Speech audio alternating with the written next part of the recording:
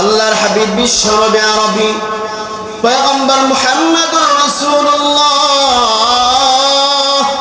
সাল্লাল্লাহু আলাইহি ওয়াসাল্লাম বলেন, কাল কিয়ামতের কঠিন দিন, যেদিন সূর্যটা মাথার আধা হাত উপরে থাকবে, সূর্যের তাপে মাথার মগজটা ভাতের মারের মতো টকবক করবে, কান দিয়া নাক দিয়া পায়খানার রাস্তা দিয়া মগজটা বেয়ে বেয়ে পড়বে। আল্লাহর হাবিব বলেন, ওই দিন সর্বপ্রথম জান্নাতি তাদেরকে ডাকা হবে যারা কষ্টে থাকলেও বলতো আলহামদুলিল্লাহ, সুখে থাকলেও বলতো আলহামদুলিল্লাহ। এজন্য শুকরিয়া আদায় করব ইনশাআল্লাহ। আল্লাহর হাবিব সাল্লাল্লাহু আলাইহি ওয়াসাল্লাম বলেন, আলহামদুলিল্লাহ, সুবহানাল্লাহ, আল্লাহু আকবার, তামলাউল মিজান। আল্লাহর হাবিব বলেন, আমার কোন উম্মত যদি একবার সুবহানাল্লাহ, একবার বলে আলহামদুলিল্লাহ, একবার যদি বলে আল্লাহু আকবার, আল্লাহ রাব্বুল আলামিন নেকি দিয়ে মিজানের পাল্লাটা ভরপুর করে দেয়। বলেন সুবহানাল্লাহ। সুবহানাল্লাহ আস্তে করে কর। সুবহানাল্লাহ বললে গুনাহ হয় না নেকি হয়? সুবহানাল্লাহ বললে কি পরিমাণ নেকি হয়? পয়গম্বর সুলাইমান আলাইহিস সালাতু ওয়াস সালাম তাফসীর ইবনে কাসিরের মধ্যে আসছে। আসলে আলোচনায় ঢোকার সময় নাই, এজন্য আলোচনায় ঢুকতেও চাচ্ছি না। পয়গম্বর সুলাইমান আলাইহিস সালাতু ওয়াস সালামকে আল্লাহ এত বড় রাজত্ব দান করেছিলেন, পৃথিবীর জিন ও ইনসান সব কিছু পয়গম্বর সুলাইমানের কথা শুনতে সুবহানাল্লাহ। তো পয়গম্বর সুলাইমান আলাইহিস সালাতু ওয়াস সালামকে আল্লাহ যে সিংহাসন দিয়েছিলেন, ওনার সিংহাসনের আসন সংখ্যা ছিল 6 লাখ। আল্লাহু আকবার বলেন। কয় লাখ আসন সংখ্যা? 6 লাখ। 3 লক্ষ আসনে জিন বসতো আর 3 লক্ষ আসনে মানুষ বসতো। এত বড় সিংহাসন নিয়া পয়গম্বর সুলাইমান আলাইহিস সালাতু ওয়াস সালাম আকাশ দিয়ে উঠতে পারতেন। বলেন সুবহানাল্লাহ। পয়গম্বর সুলাইমান আলাইহিস সালাতু ওয়াস সালাম এত বড় সিংহাসন নিয়া আকাশ দিয়ে উড়ে যাইতেছে।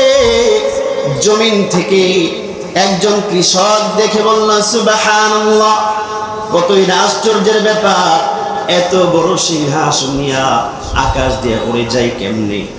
পয়গম্বর সুলাইমান আলাইহিস সালাতু ওয়াস সালাম সুবহানাল্লাহর শব্দ শুনে না সফর থামায়া দিছে। ওই কৃষকের কাছে গিয়া বলতেছে, ভাই তুমি যে একটু আগে সুবহানাল্লাহ বলছো, এটার কি পরিমাণ নেকি হয় তোমার কি জানা আছে? ওই কৃষক বলতেছে, না আমি সাধারণ মানুষ কেমনে জানবো? পয়গম্বর সুলাইমান বলতেছে, শুনে নাও, শেষ জামানায় এমন একদল উম্মতের আবির্ভাব হবে, ওরা যদি একবার সুবহানাল্লাহ বলে আল্লাহ তাআলা তাদের আমলনামায় এই পরিমাণ নেকি দান করবেন। আমি পয়গম্বর যদি আমার রাজত্ব 70 বার আল্লাহর রাস্তায় দান করি, তাইলেও শেষ জামানা উম্মতের একবার সুবহানাল্লাহ বলার সমপরিমাণ নেকি হবে না।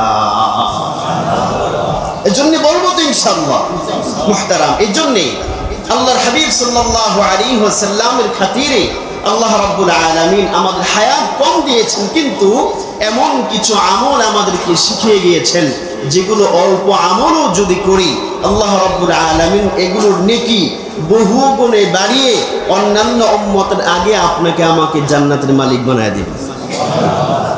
এজন্য আমল করতে রাজি আছি তো ইনশাআল্লাহ। একটা সহজ আমলের কথা বলি। আল্লাহর হাবিব সাল্লাল্লাহু আলাইহি ওয়াসাল্লাম বলেন, আমার কোন উম্মত যদি একবার সুবহানাল্লাহ, আলহামদুলিল্লাহ, আল্লাহু আকবার বলে, আল্লাহ তাআলা নেকি দিয়া মিজানের পাল্লাটাকে ভরপুর করে দেয়। সাহাবায়ে কেরাম আরজ করলেন, ইয়া রাসূলুল্লাহ, ইয়া হাবিবাল্লাহ, মা আরদুহা? আল্লাহর হাবিব জানবার বড় ইচ্ছে হয়, একবার সুবহানাল্লাহ, একবার আলহামদুলিল্লাহ, একবার আল্লাহু আকবার বললেই মিজানের পাল্লাটা নেকি দিয়া ভরপুর হয়ে যায়। মিজানের পাল্লাটা কতটুকু বড়! কারণ সাহাবায়ে কেরাম মনে করছিল একবার আলহামদুলিল্লাহ বললেই মিজানের পাল্লা নেকি দিয়া ভরপুর হয়ে যায়। তাহলে হয়তোবা মিজানের পাল্লাটা ছোট হবে। আল্লাহর হাবিব বলেন, শুনতে চাও? ও সাহাবায়ে কেরাম শুনো, 7 আসমান ও 7 জমিন যদি মিজানের পাল্লায় রাখি, মিজানের পাল্লার একটা কোনাও ভরবে না। তো 7 আসমান ও 7 জমিন মিজানের পাল্লায় রাখলে যে মিজানের পাল্লার একটা কোনাও ভরে না। আল্লাহর হাবিব বলেন, আমার উম্মত একবার সুবহানাল্লাহ, একবার আলহামদুলিল্লাহ, একবার আল্লাহু আকবার বলার কারণে এত বড় মিজান পাল্লাটা আল্লাহ নেকি দেয়া ভরপুর করে দেন। সুবহানাল্লাহ। এজন্য পরবর্তী ইনশাআল্লাহ আরেকটা সহজ আমল, আল্লাহর হাবিব বলেন, আমার কোন উম্মত যদি 5 ওয়াক্ত নামাজের পরে 33 বার সুবহানাল্লাহ, 33 বার আলহামদুলিল্লাহ, 33 বার আল্লাহু আকবার বলে, আল্লাহ রাব্বুল আলামিন ওই বান্দার জিন্দেগীর সব গুনাহ মাফ করে দিবেন। এজন্য আমলগুলো করতে রাজি আছে তো ইনশাআল্লাহ? যে কথাগুলো বললাম, আল্লাহ রাব্বুল আলামিন আমাদের সবাইকে এগুলোর উপর আমল করবার তৌফিক দান করুন। আসসালামু আলাইকুম ওয়া রাহমাতুল্লাহ।